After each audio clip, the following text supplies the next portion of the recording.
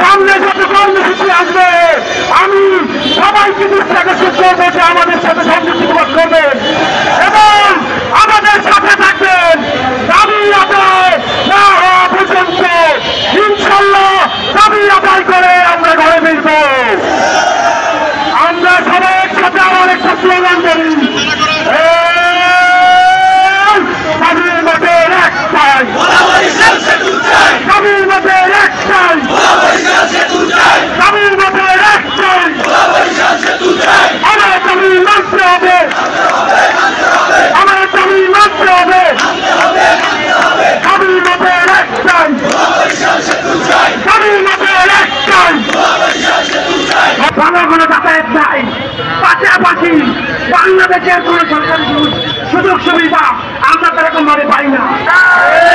বাংলাদেশের বিএসটিসি গাড়ি সার্ভিসের মাধ্যমে মানুষ যাতায়াত সুযোগ পায়, আমরা সেটা পাই না। কিন্তু আমরা ভালোবাসি এই বাংলাদেশকে কি দিলাম তাও একটু দেখার বিষয়। সেই 71 7জন বিশিষ্ট একজন আমাদের বোনায়, তারপরে সেই 24 সর্বাধিক শহীদের জেলা আমার বোনা, তারপরে আমাদের জাতীয় মাতৃশ তার সর্বোচ্চ জবান দিতে আমার দেশের জেলে ভাইয়েরা জীবন ঝুঁকি নিয়ে বিভিন্ন ঘূর্ণিঝড় বাধা পেশা করে নদী সাঁতরিয়ে এই মাছ সংগ্রহ করে। আমার কৃষক ভাইয়েরা রোদে পুড়ে বাংলাদেশের খাদ্য চাহিদা মিটায়। আমার জেলার মেধাবী ছাত্ররা বাংলাদেশের বিভিন্ন সেক্টরে দায়িত্ব সহকারে নিজেদের কাজ সরকার সাহিত্য পরিচালিত করছে। যখনই দেশের জীবনের পরিচয় হয়েছে, রক্তের প্রয়োজন হয়েছে, সবার আগে মুখ পেতেছি আমরা বলাবাসী।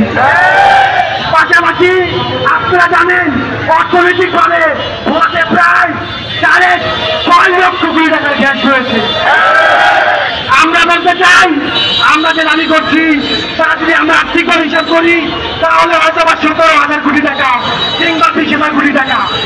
আপনারা এই দাবি মেনে নেন, এই দাবি মানতে আপনাদের এত কষ্ট কেন? আমরা তো আপনাদেরকে প্রতি বছর কয়েক হাজার কোটি টাকা কামিয়ে দিচ্ছি।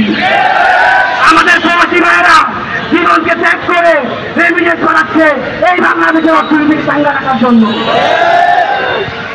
আমার আপনারা যে ভালোবাসা দেখিয়েছেন সেই ভালোবাসাকে আমরা আজীবন মনে রাখবো এবং মৃত জায়গা করে দিয়ে এই ভালোবাসাকে ধারণ করে আমরা আমাদের দাবি এবং অধিকারের পক্ষে আন্দোলন চালিয়ে যাব। আমাদের এই দাবির পক্ষে এই সভাতে আমরা প্রথমবারের মতন নয়, এই দ্বিতীয়বারের মতন প্রেসক্লাবের সামনে অবস্থান করছি। আমরা শান্তিপূর্ণভাবে পুরো কর্মসূচি পালন করেছি, যেটা বাংলাদেশের ইতিহাসের কোনো রেকর্ড চাই। টানা 10 দিন কর্মসূচিতে কোনো যাত্রী হয় নাই, কোনো ভোগান্তি হয় নাই, সরকারি কোনো সম্পদের ক্ষতি হয় নাই। আমরা শান্তিপূর্ণভাবে আরো কয়েকদিন অবস্থান করবো। শান্তিপূর্ণভাবে যদি দাবি আদায় না হয় আমরাও কিন্তু ভোলাবাসী, আমরাও কিন্তু বিপ্লববাদী। আপনারা জানেন ভোলার মানুষ শান্তিপ্রিয়। আমাদের আরেকটা রূপ আছে, সেইটা হচ্ছে বিশিষ্ট মুক্তবান আমাদের রূপ। প্রিয় ভোলাবাসী, আমরা শান্তিপূর্ণভাবে অবস্থান করবো। আপনারা সকলে আমাদের সাথে থাকবেন, আমাদের জন্য দোয়া করবেন এবং ধন্যবাদ।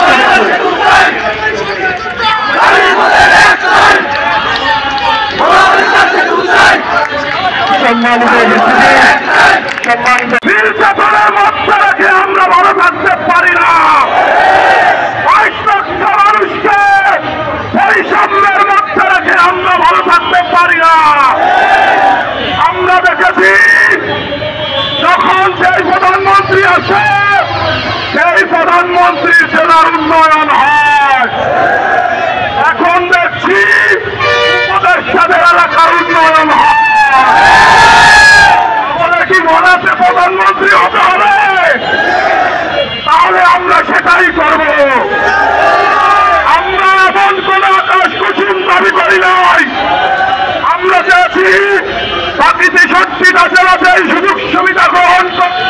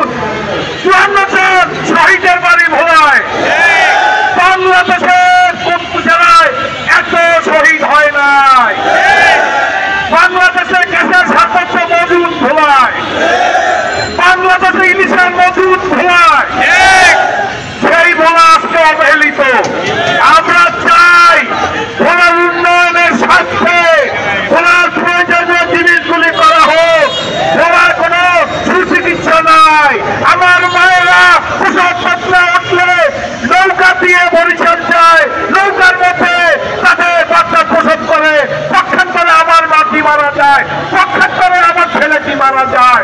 আমরা কত অবহেলিত। আমার বাবা স্টপ করলে তাকে ঢাকা নিয়ে যান, বরিশাল নিয়ে যান। আমার বাবাকে তখন লঞ্চে তুলি, প্রতিবছর আমার বাবা মারা যায়। এই হলো বোনার চিত্র। আসুন, ওরা একটা মেডিকেল কলেজ করে, ওরা বরিশাল সেতু করে, ওরায় শিল্পাঞ্চল করে, আর এই গ্যাস সেতু এবং শিল্পাঞ্চল রক্ষার্থে ওরা একটা টিকসই বেড়িবাদ করো, ওরা একটা বেসরকারি বিশ্ববিদ্যালয় চাই। আর যে সকল ছেলেরা কষ্ট করে আসছে তাদেরকে আমরা ভোলাবাসীর পক্ষ থেকে সর্বাত্মক সহযোগিতা করবো এবং আন্তরিক মোবারকবাদ জানাই। সবাইকে ধন্যবাদ। আশা করে নাই তার প্রতিবাদে যেহেতু তার উপদেষ্টা ফেল করেছে, এই জন্য প্রধান উপদেষ্টা হস্তক্ষেপে আমাদের এই কর্মসূচি ঘোষণা করা হলো। আর যমুনা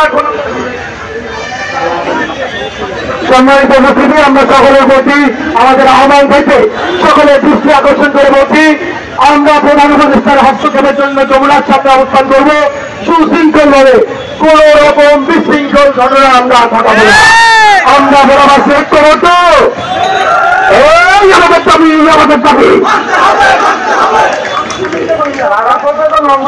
লং মার্চ করা হয়েছে, তাদেরকে সমর্থন দিয়ে আমাদের লং মার্চের জন্য কর্মসূচি পরিচালিত হবে। তারা লং মার্চ করা হয়েছে, লং মার্চের গঞ্জি করা যারা